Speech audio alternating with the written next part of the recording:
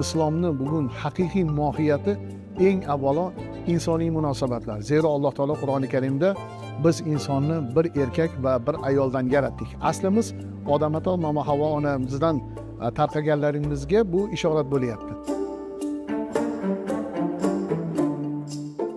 Nearly a decade ago, addressing the United Nations General Assembly, Uzbekistan's President Shavkat Mirziyoyev proposed creating a center in Tashkent dedicated to preserving and studying the intellectual heritage of the Islamic world. He presented education and religious tolerance as tools against extremism. Today, that vision has grown beyond a single institution. More than 450 scholars, religious leaders, researchers, and policymakers from over 50 countries gathered for the first international forum of Islamic civilization. Events were held in Tashkent, Samarkand, and Termez. The first international forum of Islamic civilization wasn't simply about looking back at history. It explored how Islamic scholarship is understood today, how it is passed on to future generations, and why those conversations matter at a time of growing global tensions and religious intolerance. In a message read at the opening of the forum, President Mirziyoyev emphasized the role of education, scientific research, and international cooperation in confronting extremism, religious intolerance, and Islamophobia. The address cited scholars including Al-Khwarizmi, Abu Rayhan Biruni, Ibn Sina, and Mirza Ulugh as evidence of Islamic civilization's contribution to scientific discovery and intellectual progress. The forum resulted in the Tashkent Declaration and the roadmap for 2027-2030, setting out cooperation in research, education, manuscript preservation, and digital access. New partnerships were also announced between universities, museums, and research institutions, covering joint studies, the conservation of historical material, and the digitization of collections.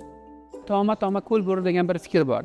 Bu narsa albatta bir marta, ikki martada ko'zda tutilgan natijani bermasligi mumkin, lekin albatta bu jarayonni muntazam ravishda davom etishi albatta ma'lum darajada muayyan bir muammolarni hal etilishda katta o'rin tutadi. Behind those agreements was a wider debate about how Islam is represented and understood.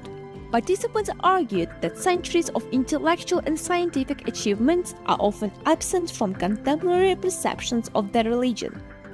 Ajoyib bir fikrni aytib o'tish kerak bo'ladi. Ya'ni albatta O'zbekiston Respublikasi prezidenti tashabbusi bilan qurilgan Islom sivilizatsiyasi markazi bu hozirgi kunda islomga qaratilayotgan, dinimizga qaratilayotgan turli xil o'rinsiz fikr, mulohazalar, turli xil bo'xtonlar, ayblovlarga qarata berilgan o'ziga xos javob bo'ldi. That debate extended beyond Central Asia.